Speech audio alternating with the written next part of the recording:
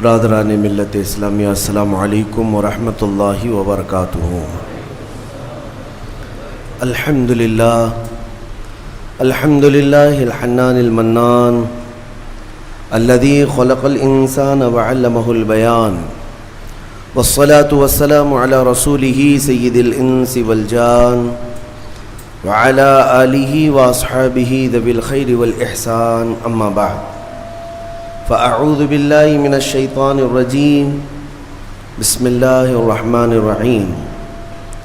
یا ایتها النفس المطمئنہ ارجعی الی ربک راضیۃ مرضیہ فادخلی فی عبادی وادخلی جنتی، صدق اللہ مولانا العظیم۔ بارگاہ رسالت مآب صلی اللہ تعالی علیہ وسلم میں درود پاک کا ہدیہ پیش کریں۔ اللہم صلی علی سیدنا و مولانا محمد معدن الجود والکرم وآلہ واصحابہ الکرام وابنہ الکریم وبارک وسلم صلاة دائمة سرمدا ابدا۔ عزیزان گرامی وقار، رمضان المبارک کا پہلا جمعہ ہے۔ اللہ عز و جل اس کی سعادتیں، اس کی برکتیں ہم سب کو نصیب فرمائے۔ رمضان کے آتے ہی ہر مومن کا ایک ریہرسل شروع ہوتا ہے، ایک تربیت کا خاص وقت ہے رمضان، کیونکہ قرآن میں رب تعالیٰ نے فرمایا یا ایھا الذین آمنوا کتب علیکم الصیام کما کتب علی الذین من قبلکم لعلکم تتقون، اے ایمان والو تم پر روزے فرض کیے گئے جیسے کہ پہلے والوں پر بھی فرض کیے گئے تھے۔ وجہ کیا ہے؟ لعلکم تتقون، تاکہ تمہیں پرہیزگاری حاصل ہو، تاکہ تم تقوی والے ہو جاؤ۔ تقوی اور پرہیزگاری یہ اتنی ضروری ہے تمہارے لیے کہ جس کے لیے ایک مہینہ پوری تمہاری تربیت کرائی جا رہی ہے۔ یہ تقوی کیا چیز ہے؟ میں آپ سے اگر کہوں کہ یہ بنیاد ہے تمام اعمال کی، تقوی جو بھی عمل کریں آپ، تقوی جو ہے یہ بنیاد ہے۔ تقوی کا مطلب ہے اللہ کا خوف، اللہ کا خوف، یا جو بھی عمل کرتا ہو وہ صرف اللہ کے لیے کرتا ہو، یہ تقوی ہے۔ اور یہ ہر عمل کے لیے ضروری ہے، ہر عمل کے لیے۔ نماز میں تقوی ضروری ہے، روزے میں تقوی ضروری ہے، حج میں تقوی ضروری ہے۔ آپ دیکھیں حج کا سفر جب کرنا ہو تو رب تعالیٰ نے فرمایا وَتَزَوَّدُوا، توشہ ساتھ میں لے لینا۔ سفر پر جا رہے ہو حج کے لیے، ساز و سامان توشہ ساتھ میں لے لینا، لیکن ساتھ میں ہی کون سا توشہ اچھا ہے؟ یعنی روٹی، سالن، چاول یہ توشہ، کپڑے لتے، حاجات یہ توشہ؟ خود رب تعالیٰ فرماتا ہے فَإِنَّ خَيْرَ الزَّادِ تَقْوَىٰ، سب سے بہترین توشہ تقوی ہے۔ یہ تقوی کی ہر جگہ پر اللہ تبارک و تعالیٰ نے تاکید فرمائی۔ اب میں آپ کو بتاتا ہوں یہ رمضان المبارک جو ایک مہینہ تمہیں تربیت کے راستے سے گزارا جاتا ہے، کس وجہ سے؟ تاکہ تمہارے دلوں میں تقوی آئے، تقوی۔ اور تقوی کی سب سے پہلی جو تربیت ہوتی ہے، صوفیہ اکرام کے پاس جب کبھی کوئی طالب جاتا تھا مرید ہونے کے لیے یا خلافت لینے کے لیے، پہلے کا دور ایسا تھا کہ اولیاء اکرام سب سے پہلے اسے اپنی خانقاہ میں رکھ کر کے بھوکا اور پیاسا رکھتے تھے، کہ بھوک کو برداشت کرنا اور پیاس کو برداشت کرنا اگر تیری عادت بن گئی تو تقوی یوں ہی آ جائے گا۔ سید آل رسول مارہروی رحمۃ اللہ تعالیٰ علیہ، مارہرہ کے بڑے پائے کے بزرگ ہیں، اعلیٰ حضرت کے پیر مرشد، ان کے پاس ایک صاحب آئے، ایک مولانا صاحب آئے خلافت لینے کے لیے۔ شام کے وقت تو پہنچے، سیدھے آتے ہی کہا کہ حضور آپ اپنی خلافت وغیرہ مجھے دے دیجئے۔ تو اس وقت ایسے بالکل بٹ نہیں رہی ہوتی تھی۔ آپ نے کہا آپ آج تو آئے ہیں، مہمان ہیں ہمارے ہاں، رک جائیے خانقاہ میں، کل کو بات کریں گے، رات ہو چکی۔ اور حضرت نے اپنے خادم سے کہا مولانا کی اچھی خاطر تواضع کرو۔ رات کو ان کو ایک کمرے میں رکایا گیا اور ان کو خوب مچھلی کھلائی گئی۔ حضرت کا حکم تھا کہ انہیں مچھلی پیٹ بھر کر کے کھلائیں لیکن پانی مت دینا.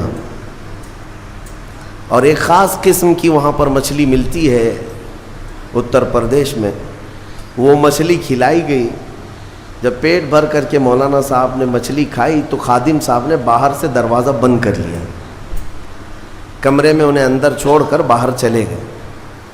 وہ اندر سے پکارتے رہے پانی تو دے دیجئے، کھانا کھا لیا پانی تو دے دیجئے. کوئی سننے والا ہی نہیں تھا. وہ پانی کرتے کرتے کرتے اندر سے چیختے رہے، چلاتے رہے، اور پھر جو ہے ان کی آنکھیں بڑی ہو گئی تھیں پیاس کی شدت کی وجہ سے. ظاہر سی بات ہے مچھلی کے بعد بہت تیز پیاس لگتی ہے، کیونکہ مچھلی باہر بھی پانی میں رہتی ہے، اندر بھی اسے پانی کی ضرورت ہوتی ہے. تو وہ چیختے رہے یہاں تک کہ اب برا بھلا کہنا بھی شروع کر دیا. میں نے ان کی بڑی تعریف سنی تھی لیکن مہمانوں کے ساتھ ایسی بدتمیزی، ایسا سلوک. رات بھر وہ تڑپتے رہ گئے. صبح کو جو ہے نڈھال پڑے تھے زمین پر، فجر سے پہلے دروازہ کھولا گیا.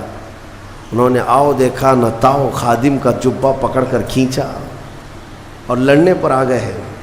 تماچے لگائے. کہا کہ یہ کوئی شرافت ہے، یہ کوئی تہذیب ہے؟ اس طرح سے کھانا کھلا کر مہمان کو بغیر پانی کے بند کر کے چلے جاتے ہو. تو حضرت اس وقت آ گئے. حضور آل رسول رحمۃ اللہ تعالی علیہ قریب آئے، پوچھا کیا بات ہے؟ کہا آپ نے ایسا ایسا ہمارے ساتھ سلوک کیا.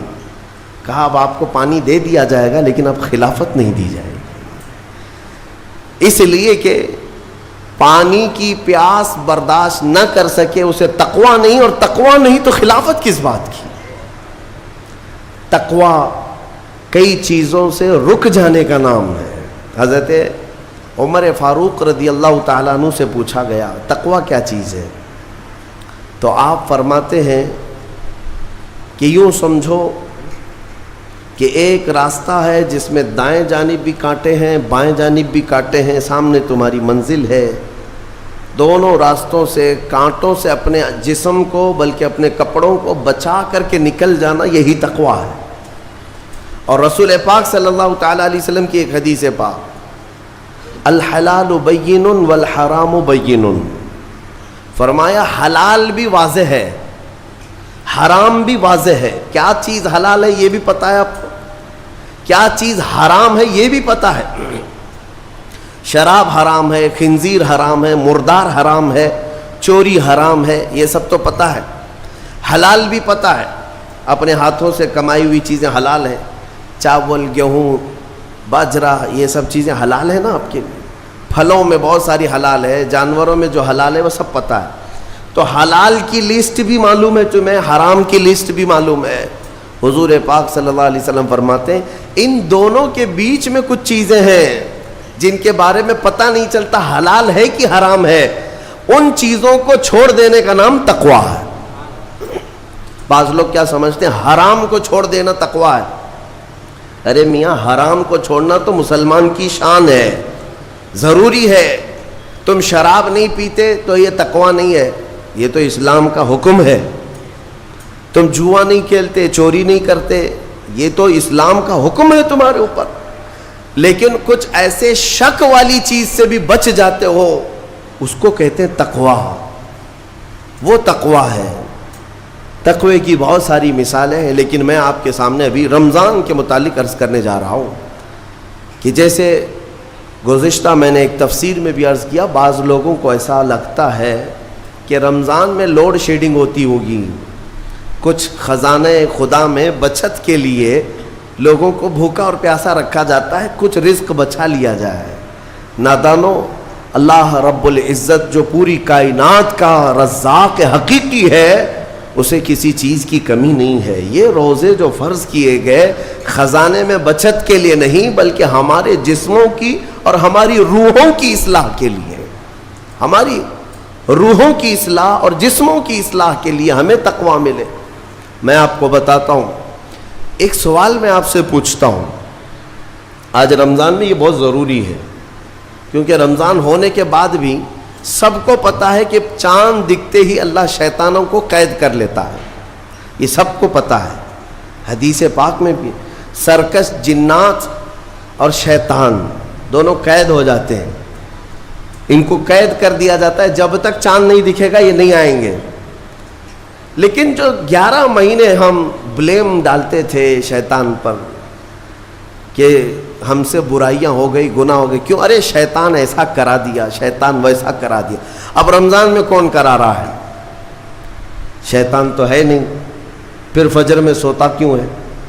بغیر نماز پڑھے ٹانگ پھیلائے ویسی نماز قضا کر رہے، کون سا شیطان تمہیں سلایا؟ ابھی تو شیطان ہے نہیں۔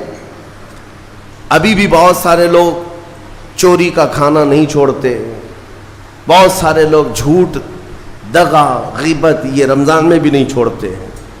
تو یہ ان کو کون سا شیطان کروا رہا ہے؟ کون سا شیطان یہ برائیاں کرواتا ہے؟ اس کے جواب کے لیے ایک چیز سمجھنا ضروری ہے۔ یہ بات تو مشہور ہے کہ ساری برائیاں شیطان کرواتا ہے، ابلیس کرواتا ہے نا؟ لیکن آپ کو وہ واقعہ معلوم ہے جب آدم علیہ السلام کو اللہ تعالیٰ نے پیدا کیا اور سارے فرشتوں سے کہا کہ سجدہ کرو، کل ہی کی تفسیر میں نے عرض کیا، اس میں ابلیس بھی تھا۔ ابلیس بھی اس وقت بہکا ہوا نہیں تھا، گمراہ نہیں تھا، وہ اچھا تھا۔ ابلیس تو بہت عبادت کرنے والا تھا اللہ تعالیٰ کی، تو اس نے اللہ کے حکم کو ٹال کر آدم کو سجدہ نہیں کیا، غرور میں کھڑا رہا، نافرمانی کیا۔ تو اب میں یہ سوال کرتا ہوں کہ ہر ایک کو گمراہ کرنے والا شیطان ہے، تو شیطان کو کس نے گمراہ کیا تھا؟ اس کو کس نے روکا سجدہ مت کرنا آدم کو؟ کوئی ہے بہکانے والا؟ ارے وہ تو پہلا ابلیس ہے، اس سے پہلے تو کوئی ابلیس تھا ہی نہیں، اس سے پہلے تو کوئی شیطان تھا ہی نہیں۔ شیطان کو کس نے روکا کہ تو بڑا ہے، تو بلند ذات والا ہے، آدم مٹی سے بنا ہے؟ یہ خیال کس نے ڈالا؟ کون سا شیطان تھا اس سے پہلے؟ یہی بات سمجھنے کی ہے۔ محدثین نے مفسرین نے فرمایا ابلیس کو جس چیز نے سجدہ کرنے سے روکا وہ نفس امارہ ہے، وہ نفس ہے جو آج بھی تمہارے ساتھ ہے۔ ہاں شیطان تو قید ہو جاتا ہے رمضان کے شروع ہوتے ہی، لیکن نفس تو ساتھ میں رہتا ہے۔ اب پتہ چلا کہ رمضان میں جو کچھ بھی غلطیاں یا کوتاہیاں یا گناہ کچھ لوگوں سے سرزد ہوتے ہیں تو یہ نفس کے پجاری ہیں، نفس ان کے ساتھ ہے، یہ نفس کی غلامی میں آ گئے اور نفس کے شکار ہو گئے۔ اسی لیے قرآن میں اللہ تعالیٰ نے اپنے رسول سے بھی یہ فرمایا اَرَأَيْتَ مَنِ اتَّخَذَ إِلَٰهَهُ هَوَاهُ أَفَأَنْتَ تَكُونُ عَلَيْهِ وَكِيلًا۔ اے رسول کیا آپ نہیں دیکھتے کچھ لوگ ایسے ہیں جنہوں نے اپنے نفسانی خواہشات کو اپنا خدا بنا لیا ہے، اپنی خواہشات کو اپنا خدا بنا لیا ہے۔ اے رسول کیا آپ ایسوں کی سفارش کریں گے، ایسے لوگوں کی وکالت کریں گے؟ یعنی رب تبارک و تعالیٰ نے فرمایا کچھ لوگ وہ ہیں جو اپنی خواہشات کی پوجا میں ہیں۔ کیا مطلب خواہشات کی پوجا؟ کیا مطلب ہے اپنے خواہشات کے پیچھے چلنا؟ مطلب یہی ہے کہ جو دل میں آیا اس بندے نے یہ سوچ لیا اسے کرنا ہی ہے مجھے، یہ خواہشات کے پیچھے چل رہا ہے۔ ہاں تمہیں آرام کی فکر ہوئی، تم نے خدا کے فرمان کو ٹال دیا لیکن اپنی نفس کی سن لیا۔ اللہ تبارک و تعالیٰ کا حکم کچھ اور ہے لیکن تمہاری طبیعت کچھ اور چاہ رہی ہے۔ رب تبارک و تعالیٰ کا حکم تھا صبح صبح تمہیں اپنے گھر بلا رہا تھا لیکن تم نے اس کی نہیں سنی، اپنے من کی سنی، اپنے نفس کی۔ تو یہی تو ہوا نفس کی پوجا، یہی ہے نفس کی عبادت، نفس کی پرستش، جس کو قرآن میں کہا گیا ہے کہ کچھ لوگ ایسے ہیں جنہوں نے اپنی خواہشات کو خدا بنا لیا ہے۔ یہ نفس امارہ جس کے بھی اوپر حاوی ہو جاتا ہے، اچھے اچھوں کو یہ ان کا تقوی بھسم کر دیتا ہے، ایمان سے بھی دور کر جاتا ہے۔ اس لیے میرے عزیزوں میں جو عرض کرنے جا رہا ہوں وہ یہ ہے کہ ہمارے لیے زندگی میں سب سے بڑا چیلنج اپنے نفس امارہ سے لڑنا۔ آپ کو پتہ ہے رسول پاک صلی اللہ تعالیٰ علیہ وسلم ایک جہاد سے جب واپس مدینے تشریف لا رہے تھے، وہ جہاد بہت سخت تھا، صحابہ زخمی تھے، بہت گھماسان کی لڑائی ہوئی تھی، لیکن جب واپس مدینے آ رہے تھے تو میرے آقا نے ایک جملہ فرمایا تھا، رجعنا من الجہاد الاصغر الى الجہاد الاکبر، اے میرے صحابہ ہم چھوٹے جہاد سے بڑے جہاد کی طرف جا رہے ہیں۔ صحابہ نے پوچھا اس سے بڑا جہاد اب کون سا ہے یا رسول اللہ؟ میرے آقا صلی اللہ علیہ وسلم فرماتے ہیں، اے میرے صحابہ اپنے نفس سے لڑنا اب یہ بڑا جہاد ہے، نفس سے لڑنا بڑا جہاد ہے۔ میرے عزیزو، یہ خواہشات کو ہی ختم کرنا ہو، اس نفس کو اگر کنٹرول میں لانا ہو تو کیا کرو گے؟ نفس امارہ سب کے پاس ہے۔ قرآن میں مولا فرماتا ہے وَمَا أُبَرِّئُ نَفْسِي إِنَّ النَّفْسَ لَأَمَّارَةٌ بِالسُّوءِ إِلَّا مَا رَحِمَ رَبِّي۔ کوئی اپنے نفس سے بچ نہیں پائے گا سوائے وہ شخص جس پر میرا رب رحم فرمائے۔ اللہ کا رحم جس پر ہو گیا وہ اپنے نفس سے بچ جائے گا۔ میں آپ کو ایک دعا بتاتا ہوں، حضور پاک صلی اللہ علیہ وسلم اگر دعا کرتے تھے تو اس سے آپ کو اندازہ ہو جائے گا کہ یہ کتنی امپورٹنٹ چیز میں آپ کے سامنے کہہ جا رہا ہوں۔ کون سی؟ حضور جب دعا کرتے تھے تو یوں کہتے تھے اللہ کی بارگاہ میں، اللہم لا تکلنی الی نفسی طرفۃ عین، اے اللہ تو مجھے میرے نفس کے حوالے ایک منٹ کے لیے بھی مت دینا، تو اپنی حفاظت میں رکھ۔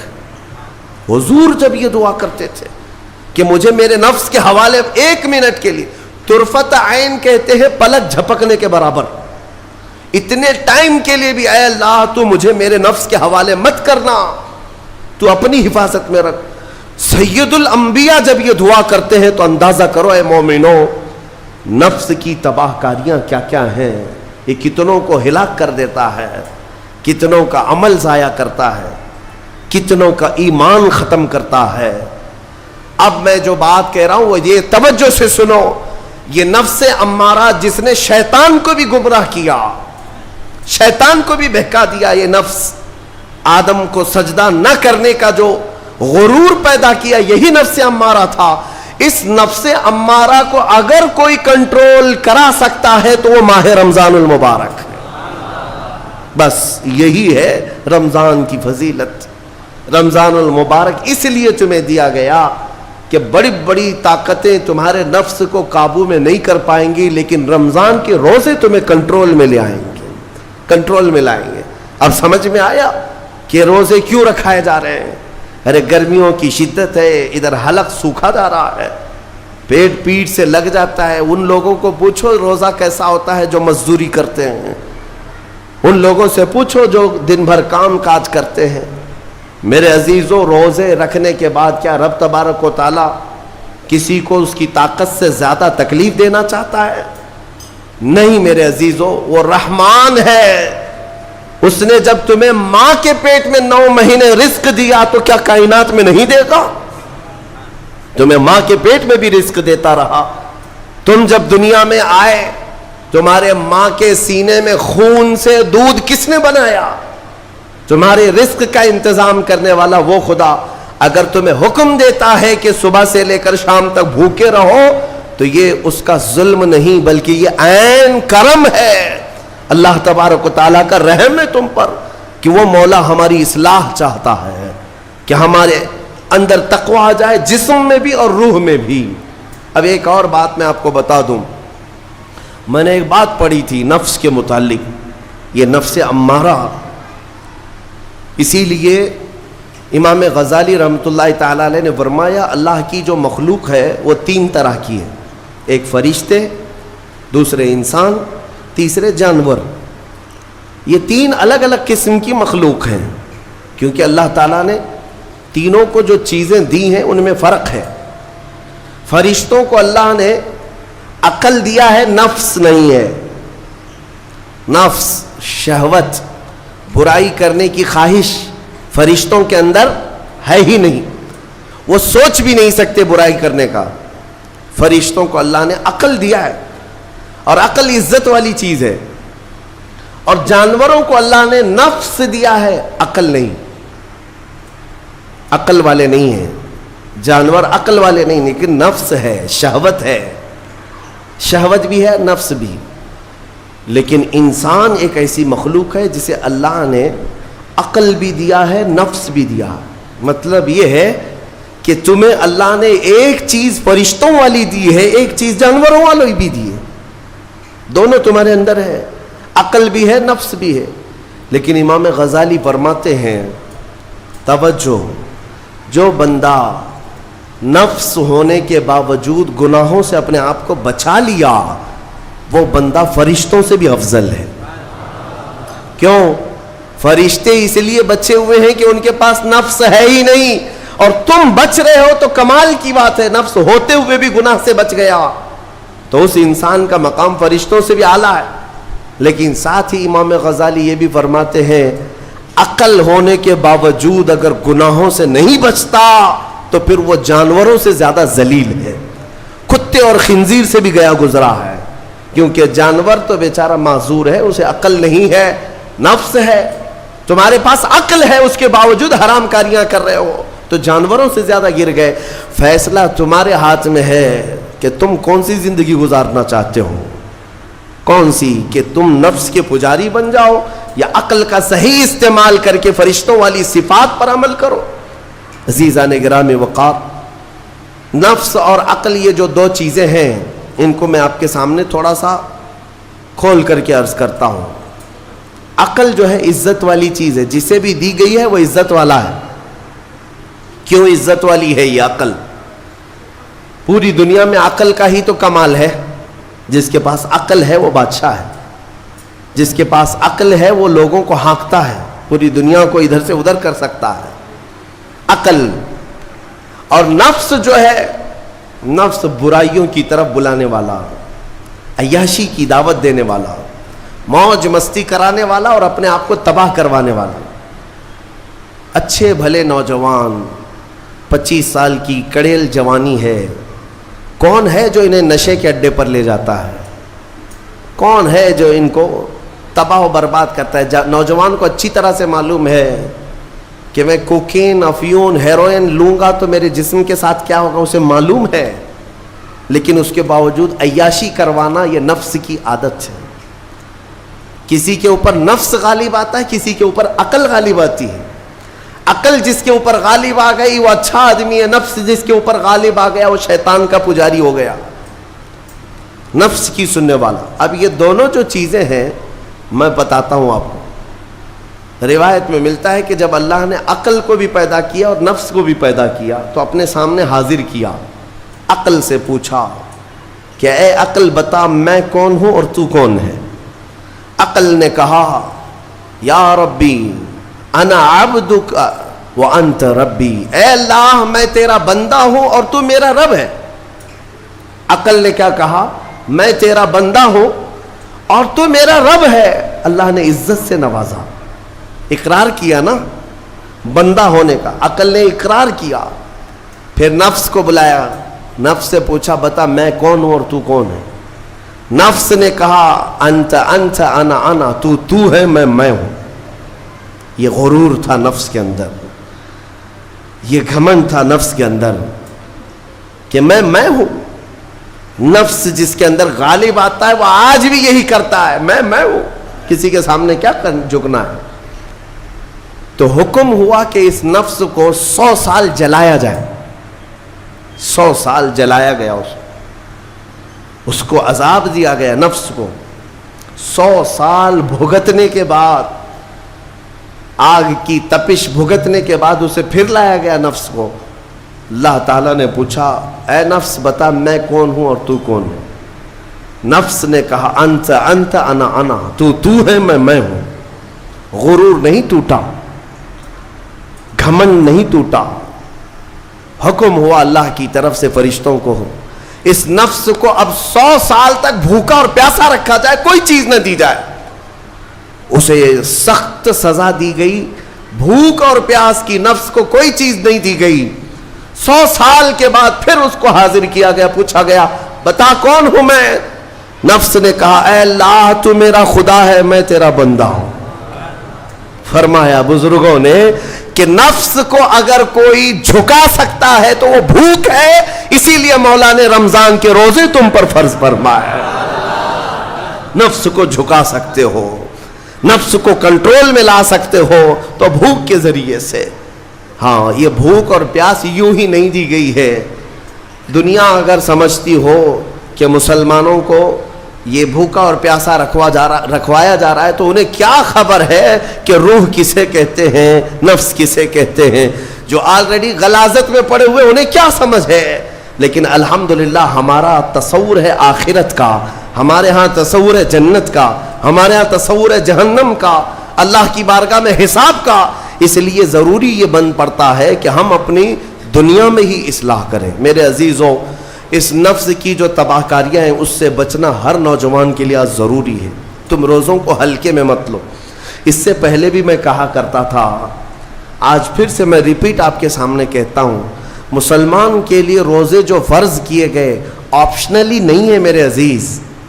یہ آپشنلی نہیں ہے, اختیاری نہیں ہے. جسے چاہے وہ رکھے, جسے چاہے وہ چھوڑے. ہاں ہمارے یہاں معاشرہ ایسے ہی ہے نا. ہاں صبح اٹھ کر کے لوگ پوچھتے رہتے ہیں روزہ ہے, روزہ ہے. کیوں پوچھ رہے ہو روزہ ہے؟ مسلمان ہے تو روزہ فرض ہے, روزہ فرض ہے.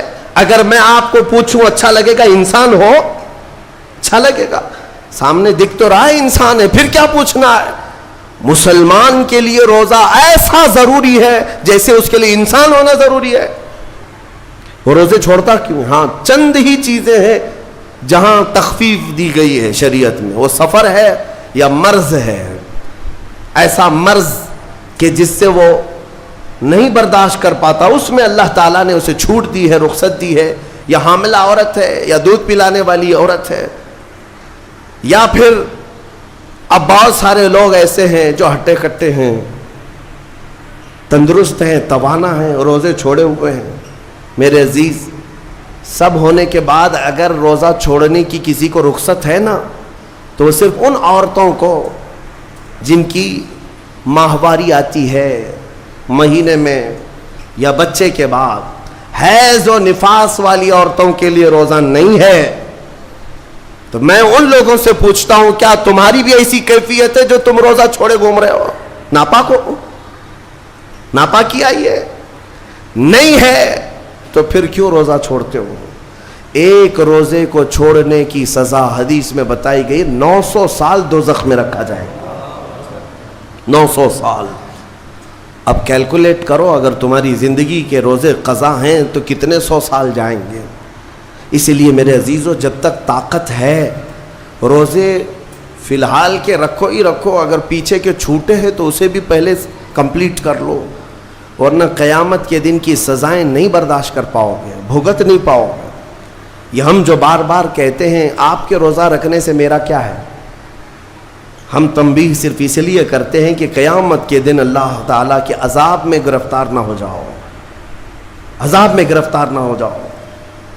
اور ہمارے بزرگوں نے ہمیں تعلیم دی ہے کہ اللہ تعالیٰ جب 11 مہینے کھلاتا پلاتا ہے, اور وہی مولا 1 مہینہ اگر حکم دے, تو یہ کس قدر بندے کی ناانصافی ہے کہ اپنے مولا کے حکم کو پیٹ پیچھے ڈالتا ہے اور پھر کھاتا پیتا رہتا ہے. کیا اسے اپنے رحمان کی رضا کی اتنی بھی فکر نہیں ہے کہ یہ میرے مولا کی رضا ہے روزہ؟ اسی لیے تو اس مولا نے فرمایا روزہ میرے لیے ہے اور اس کی جزا کچھ نہیں, میں خود بندے کا ہو جاؤں گا. الصوم لی وانا اجزا بہ. اور ایک حدیث میں عجزی بھی پڑھا گیا, یعنی روزہ میرے لیے ہے اور میں ہی اس کی جزا ہوں, میں ہی اس کی جزا ہوں. مطلب یہ ہے کہ دوسرے اعمال کی جزا میں جنت ہے, محلات ہے, الگ الگ ثواب ہے, لیکن روزے کے متعلق مولا نے فرمایا میں خود ہی اس کی جزا ہوں. تجھ سے تجھی کو مانگ کر مانگ لی ساری کائنات, جس کا خدا ہو گیا اس کی ساری کائنات. میرے عزیزوں, اللہ تبارک و تعالیٰ اگر کسی بندے کا ہے تو پھر اس کے کیا کہنے. اچھا, ایک اور اس میں حکمت یہ ہے, روزہ جو رکھا جاتا ہے یہ بندے اور اللہ کے بیچ کا راز ہے, دوسرے کسی کو پتہ نہیں. میرا روزہ آپ کو نہیں معلوم, آپ کا روزہ مجھے نہیں معلوم. چہرہ دیکھ کر کے کچھ بھی کہا جا سکتا ہے. ہاں, چہرہ دیکھ کر کسی کا روزہ پتہ چلے گا. آپ کل سحری کر کے نیت کر کے روزے سے آئے ہیں, کسی کی پیشانی پہ تو لکھا نہیں ہے کہ یہ روزے دار ہے. آپ نے کہا ہم نے مان لیا, لیکن حقیقت کیا ہے یہ تم جانو گے, اللہ ہی جانے. بہت سارے تمہارے پاس موقع ایسے آتے ہیں جب ایک ایک گھونٹ نگل سکتے ہو. وضو کے بیچ میں, غسل کے بیچ میں, جب کوئی نہ دیکھ رہا ہو تب چٹکیاں لے کر اندر ڈال سکتے ہو, کوئی نہ دیکھ رہا ہو. لیکن بندے اور مولا کے درمیان کا ایک راز ہے روزہ. اسی وجہ سے ایک حدیث میں ملتا ہے قیامت کے دن جب ایمان والوں کو جمع کیا جائے گا اور جن کی بخشش ہو جائے گی تو ان میں ایک جماعت ایسی ہوگی جو جنت کی طرف اڑتے ہوئے جا رہے ہوں گے اور جنت میں پہنچ جائیں گے, کسی کو نظر نہیں آئیں گے, بہت تیزی سے وہ جنت پہنچ چکے ہوں گے. باب الریان ایک دروازہ ہے جو صرف روزے داروں کے لیے, جن کے روزے اللہ کی بارگاہ میں پسند آ گئے, وہ دروازہ صرف ان کے لیے. وہاں پہنچ چکے ہوں گے, بہت سارے اہل اللہ, بڑے بڑے مقامات والے وہاں موجود ہوں گے. پوچھیں گے تم کہاں سے آئے, کون سے راستے سے آئے؟ نہ وہاں نظر آئے نہ راستے میں نظر آئے, یہاں کیسے پہنچے؟ تو وہ کہیں گے کہ اللہ تبارک و تعالیٰ نے ہمیں روزوں کی وجہ سے یہ مقام دیا. رب تعالیٰ کی طرف سے ارشاد ہوتا ہے کہ ان بندوں نے دنیا میں جو روزہ رکھا تھا وہ سب سے چھپا ہوا تھا, کسی کو پتہ نہیں تھا روزہ ہے یا نہیں. اس لیے جب میں نے ان کے روزے قبول کیے تو سب سے چھپا کر انہیں جنت کی طرف بھیج دیا. وہاں پر بھی یہ جزا دی گئی. میرے عزیزوں, فضیلتیں بہت ساری ہیں, سب کو پتہ ہے, لیکن میں جو کہہ رہا ہوں وہ یہ ہے کہ اگر اپنے نفس کو کنٹرول میں لانا ہو تو یہ روزے شرط ہیں. ایک صحابی حضور کی بارگاہ میں آئے, جوان تھے, کہا کہ یا رسول اللہ صلی اللہ علیہ وسلم, جوان ہو چکا ہوں, شادی کی عمر ہے, لیکن شادی کرنے کی طاقت نہیں, مال نہیں, اسباب نہیں, کیا کروں؟ شادی نہ کرے تو گناہوں کی طرف چلے جائیں, خواہشات ہیں انسان کی. تو جانتے ہیں میرے آقا صلی اللہ تعالیٰ علیہ وسلم نے کیا فرمایا کہ اگر استطاعت ہے تو شادی کر لے ورنہ روزہ رکھ لے. شادی کے بدل ڈائریکٹ کون سی چیز؟ روزہ. فرمایا اس لیے کہ روزہ تمہاری شہوت کو ختم کرتا ہے, تمہارے اندر صبر قائم کرتا ہے. عزیزان گرامی, حدیث پاک کا یہ مفہوم میں آپ کے سامنے رکھ رہا ہوں. تربیت میں میرے آقا نے ان نوجوانوں سے کہا جن کی شہوت غالب ہے, جو گناہوں کی طرف زیادہ جا سکتے ہیں, ان کے لیے فرمایا گیا وہ روزہ رکھیں, کنٹرول میں رہیں گے. صرف رمضان کا ہی نہیں, سال میں اور بھی دنوں میں روزہ رکھو تاکہ تمہارا نفس قابو میں رہے, کنٹرول میں رہے. میں چند مہینے پہلے کچھ نوجوانوں کی کثرت کو دیکھ رہا تھا جو اپنے جسم کو شیڈول بنانے کے لیے, مینٹین کرنے کے لیے ڈائٹ پلان تیار کر رہے تھے. تو اس میں ایک بہت ہی بڑے ڈاکٹر ہیں جنہوں نے ڈائٹ پلان دیا, تو اس میں انہوں نے مینشن کیا کہ ہفتے میں ایک دن بھوکا رہنا چاہیے, صبح سے شام تک. وہ نان مسلم ہے. میں نے پوچھا تھا کہ یہ آپ کے ڈائٹ پلان میں کس لیے ہے, تو انہوں نے اس کی سائنٹیفک وجہ بتائی کہ ہفتے بھر میں ہم جو کچھ بھی کھاتے ہیں, کچھ ایسی چیزیں جمع ہو جاتی ہیں جن کو پگھلنے کا موقع ہی نہیں ملتا, ہم بار بار کھاتے رہتے ہیں, اس پر چیزیں جمع ہوتی رہتی ہیں. ایک دن ہفتے میں اگر اپنے پیٹ کو خالی چھوڑ دیا جائے تو فاسد مادے گل کر کے باہر نکل جائیں گے اور صحت ہمیشہ صحیح رہے گی. یہ دنیا کہہ رہی ہے. میرا مولا بغیر حکمت کے کوئی چیز تم پر فرض نہیں فرماتا. جس نے ہمارے جسموں کو بنایا, جس نے ہماری روح کو بنایا, وہی زیادہ بہتر جانتا ہے کہ ہمارے حق میں کیا چیز اچھی ہے. اس لیے اے میرے عزیزوں, اب ان نفس کے خلاف جو باتیں میں نے عرض کی ہیں, نوجوانوں, آج تمہارے لیے نہیں پوری زندگی کا سب سے بڑا چیلنج ہے, سب سے بڑا چیلنج. جو اپنے نفس امارہ سے بچ گیا وہ صحیح سلامت دنیا سے چلا گیا, ورنہ موت کے وقت بستر پر روح نکلنے سے پہلے بھی نفس امارہ بہکاتا ہے. یہ شیطان کا قریبی دوست ہے. یہ دونوں کی سانٹھ گانٹھ ہے. نفس کی اور شیطان کی دوستی بہت گہری ہے, بہت گہری ہے. اسی لیے تو شیطان جاتا ہے تو نفس اس کا کام کرتا رہتا ہے. دونوں مل کر کے انسان کو تباہ و برباد کرتے ہیں. لیکن اس کے باوجود اگر آپ بچے ہیں تو یہ اللہ کا فضل ہے تم پر, اللہ کا فضل ہے. میں بنی اسرائیل کے ایک شخص کے متعلق پڑھا تھا, بڑا عبادت گزار شخص تھا. وہ اپنے صوما کہتے ہیں جس میں عبادت کرتے ہیں، بنی اسرائیل کا وہ عبادت گزار شخص قریب 80 سال تک عبادت کیا اور باہر نہیں نکلا. شہر میں سب سے زیادہ مقبول، ہر ایک اس کے پاس دعائیں کرانے کے لیے آتے تھے. اتفاق سے اس گاؤں میں ایک گھر کے 4 بھائی تھے، وہ تجارت پر جا رہے تھے، ان کی تنہا بہن تھی گھر پر. چاروں نے سوچا ہم تجارت پر جا رہے ہیں، اپنی بہن کہاں چھوڑیں. تو چاروں نے کئی لوگوں سے مشورہ کیا اور بزرگوں سے بات چیت ہوئی تو کہا کہ وہ عابد جو شب زندہ دار ہیں، رات بھر عبادت کرتے ہیں، ان کی نگرانی میں چھوڑ کر، ان کی کفالت میں چھوڑ کر چلے جاتے. وہ چاروں آئے اور اپنی تجارت کا سفر بتایا اور کہا کہ ہماری بہن گھر پہ رہے گی، بس آپ دیکھ بھال کریں. اور وہ تجارت پر چلے گئے. یہ بہت ہی عبادت گزار شخص ہے بنی اسرائیل کا، بہت عبادت گزار. چند دن گزرے تھے کہ نفس نے یہ باتیں باہر لانی شروع کی کہ پتہ نہیں وہ خاتون اندر اکیلی کیا کرتی ہوگی، بھائی بھی نہیں، ماں باپ بھی نہیں. پھر شیطان آیا، کہا ارے کچھ تو خیال کرو، تمہارے پاس امانت دے کر گئے ہیں اس کے بھائی، تم اس سے خیر خیریت بھی نہیں پوچھتے. آپ نہ جانا اس کے پاس، محض آپ اپنی چوکھٹ سے تو اسے آواز دے کر کے پوچھ لیں کیا چل رہا ہے اس کے گھر میں.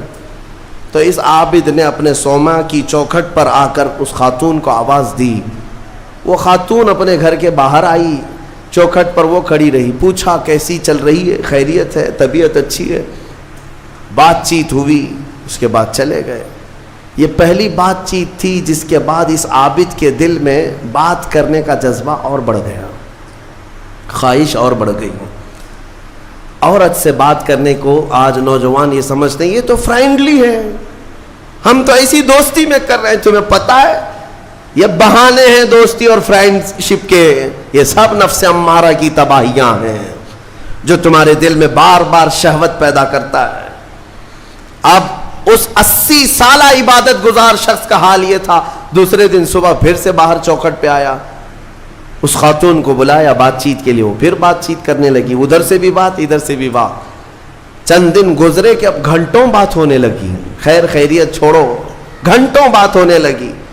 عبادت میں بھی فرق پڑ گیا. ایک خاتون کی طرف، ایک عورت کی طرف دل کا میلان بڑھتا چلا گیا. یہ نفس ہے.